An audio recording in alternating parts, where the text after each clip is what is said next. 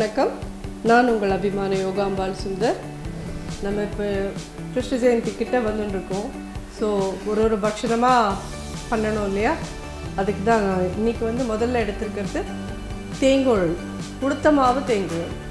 அது என்னன்னு கேட்டீங்கன்னா, இது பதப்படுத்தின பச்சரிசி மாவு. வழக்கம் போல் பதப்படுத்தினதுன்னா என்னன்னு தெரியும்.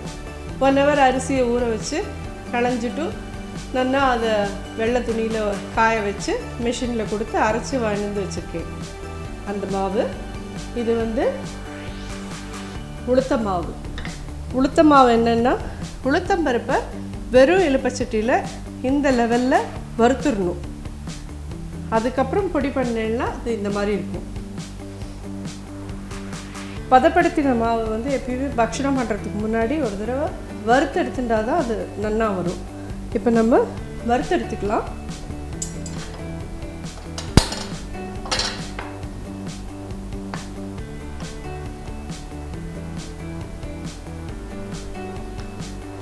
இது என்ன கணக்குன்னு கேட்டேன்னா, உளுத்த மாவுக்கு 5க்கு 1, 5 பச்சரிசி மாவு போடணும், 1 உளுத்த மாவு போடணும். 5 கப்பு இதில் போட்டிருக்கேன். இதை லைட்டாக வறுக்கலாம். நல்லா வறுத்தாச்சு. இது வறுத்தாச்சுன்றதுக்கு உங்களுக்கு நல்லா தெரிகிற அடையாளம் என்னென்னா, கோலமாவு பதத்தில் இருக்கணும். இது எப்படின்னா, இப்படி போட்டேன்னா கோலமாவு மாதிரி விழுறது பற்றில இதுதான். ஏன்னா ஈரம் இருந்ததுன்னா இது லைனாக விழாது. ஈரம் போக வறுத்துட்டோம் இப்போ நம்ம. ஸோ நெக்ஸ்ட்டு மாவு பேசிய போகலாம். இப்போது எண்ணெய் வச்சுருக்கோம். எண்ணெய் கொஞ்சம் சூடு பார்க்கலாம். முன்னாடியே இது என்னன்றது காமிச்சிடுறேன் உங்களுக்கு. உளுத்த மாவு தேங்குழலுக்கு இந்த மாதிரி அச்சு 3 இருக்கும். இந்த மாதிரி அச்சில் தான் உளுத்த மாவு தேங்குழல் பண்ணணும்.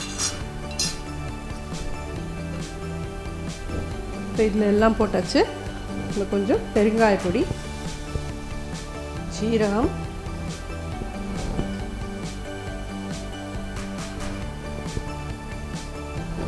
உப்பு,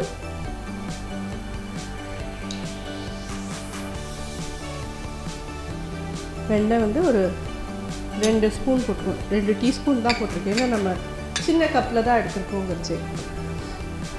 இதை நல்லா பிசைஞ்சுக்கணும் ஃபஸ்ட்டு கையால்.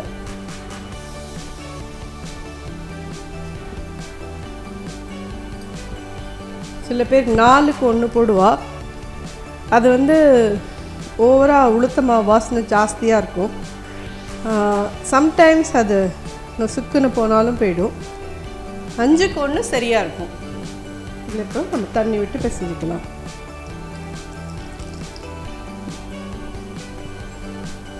உங்களுக்கு எவ்வளோ தூரம் புழியறதுக்கு ஈஸியாக இருக்குமோ அந்த அளவுக்கு தண்ணி விடுவோம்.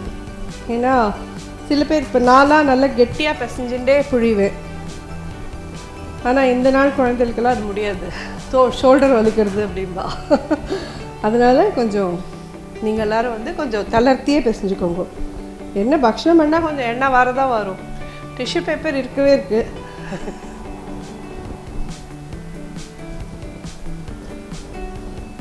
பிசைஞ்சாச்சு மாவை. அடுப்பையும் பெருசாக வச்சுக்கிறேன். ஆனால் அதுக்கு முன்னாடி நம்ம எப்போ பக்ஷணம் பண்ணாலும் எந்த மாவில் பக்ஷணம் பண்ணுறோமோ அந்த மாவால் ஒரு பிள்ளையார் பண்ணி வைக்கணும். ஏன்னா அவருடைய அனுகிரகத்தில் தான் அந்த பக்ஷணம்லாம் நல்லபடியாக வரணும்.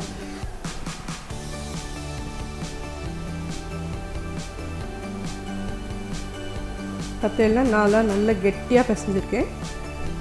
இவ்வளோ கெட்டியாக உங்களாலலாம் முடியாது. இன்னும் கொஞ்சம் நீங்கள் தண்ணி விட்டு தளர்த்திக்கலாம். அதே மாதிரி புழியறதுக்கு முன்னாடி எண்ணெய் காஞ்சுட்டா அப்படின்னு பார்த்துக்கிறதுக்கு ஒரு சின்ன பிட் இதில் போடுவோம். அது உடனே எழும்பி வரணும். அப்படின்னா தான் எண்ணெய் காஞ்சுட்டுன்னு அர்த்தம். மேலே எழும்பி வந்துட்டு பார்த்தீங்களா? மாதிரி பக்ஷணத்துக்கு வரைக்கும் புழியத்தே நல்ல சூடாக இருக்கணும். எண்ணெய் புழிஞ்சதுக்கு அப்புறமா நல்ல மீடியம் பண்ணிக்கோங்க. அதில் நல்லா ஓசையெல்லாம் அடங்குற வரைக்கும் 2 பக்கமும் திருப்பி விட்டு எடுத்தேன்னா ஜோராக வரும், செவக்காத வரும் புழிலாம்.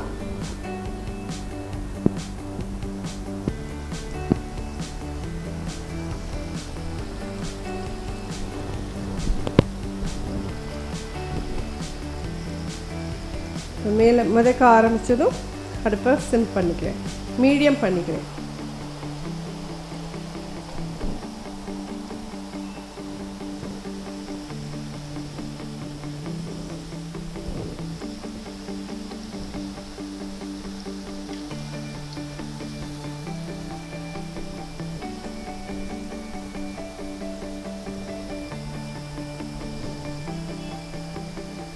டைட்டாக பிசைஞ்சுட்டா என்ன அதில் லாபம் அப்படின்னு கேட்டீங்கன்னா, சீக்கிரம் வெந்துடும். சீக்கிரம் வெந்ததுனால வெள்ளையாக இருக்கும் பக்ஷணம். எண்ணெயும் அவ்வளோவா குடிக்காது. கொஞ்சம் லூஸாக பிசைஞ்சினோன்னா கொஞ்சம் சிறக்க தான் சிறக்கும். ஆனால் அதில் ரொம்ப பட்டுப்பாவோட மாதிரி இருக்காது, கொஞ்சம் சிறக்கும். லைட்டாக வெள்ளையாக இல்லாமல் கொஞ்சம் கலர் மாதிரி இருக்கும். லைட்டாக எண்ணெயும் குடிச்சிருக்கும். இது பார்த்தீங்கன்னா ஓசை அதுக்குள்ளே அடங்கிடுத்து பாருங்கள்.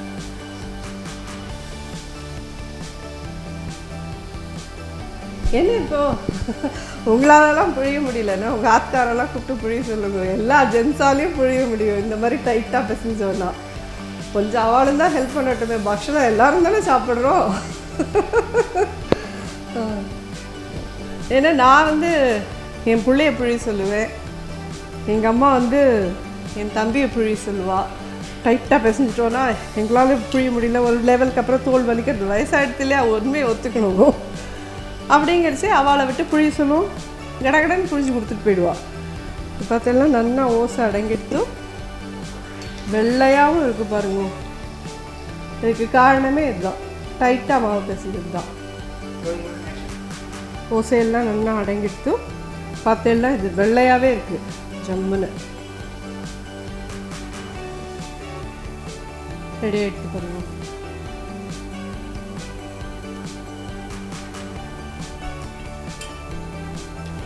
இது இன்னொரு வருஷம்.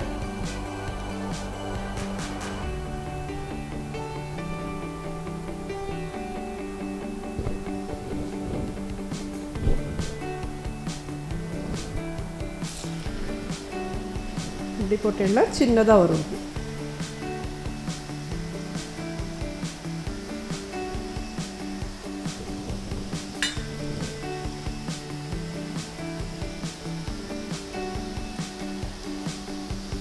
அதெல்லாம் அப்படி இருக்கு, திருப்பி விடலாம்.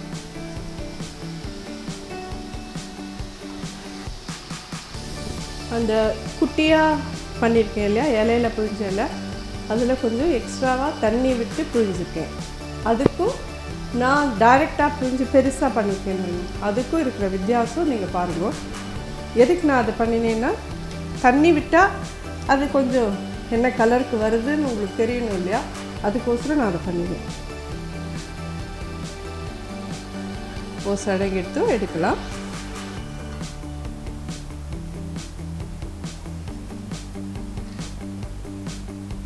பார்த்தீங்கன்னா இதுக்கும் டிஃப்ரென்ஸ் தெரியுதா. இந்த வருஷம் நான் தேங்குழல் உங்கள் எல்லாருக்கும் பிடிச்சிருக்குன்னு நினைக்கிறேன். நீங்களும் உங்கள் வீட்டில் கிருஷ்ண ஜெயந்தி போது இதை பண்ணி பாருங்க. கிருஷ்ண ஜெயந்தி போதுன்னே இல்லைங்க, இப்போல்லாம் முன்னாடி நாளில் தான் பண்டிகை வருதுன்னா மட்டும்தான் எண்ணெயை வச்சு பக்ஷணம் பண்ணுறதுன்றது ஒரு பெரிய இதாக இருந்தது. எங்களுக்கெல்லாம் சின்ன குழந்தையெல்லாம் இருக்கிறது, ஆஹா கிருஷ்ண ஜெயந்தி வருது, சீடை கிடைக்கும், முறுக்கு கிடைக்கும்னு ஆசைப்படுவோம். இப்போ எல்லாமே கடையில் கூட கிடைக்கிறதா. ஸோ எல்லா நாளையும் என்ன பண்ணுறோம், சாப்பிட்றதுக்கு எல்லாருக்கும் வசதியாக இருக்குது. பட் இது நம்ம ஆற்றுல பண்ணி பார்த்து சாப்பிட்றதுன்னா அது ஒரு தனி இன்பம், அதில் ஒரு தனி டேஸ்ட், நம்ம பண்ணினோன்ற திருப்தி, எல்லாரும் அதை வச்சு பாராட்டுறதை வச்சு அதில் ஒரு சந்தோஷம், இது எல்லாமே கிடைக்கும். நீங்கள் எல்லோரும் இதை நிச்சயமாக பண்ணணும்னு நான் ரொம்ப தாழ்மையோடு கேட்டுக்கிறேன். இந்த வெர்ஷன் ஆஃப் இது உங்களுக்கு எல்லாருக்கும் பிடிச்சிருக்கும். கமெண்ட் பண்ணுங்க, உங்கள் ஃப்ரெண்ட்ஸோடலாம் ஷேர் பண்ணுங்க, லைக் பண்ணுங்க. நன்றி, வணக்கம்.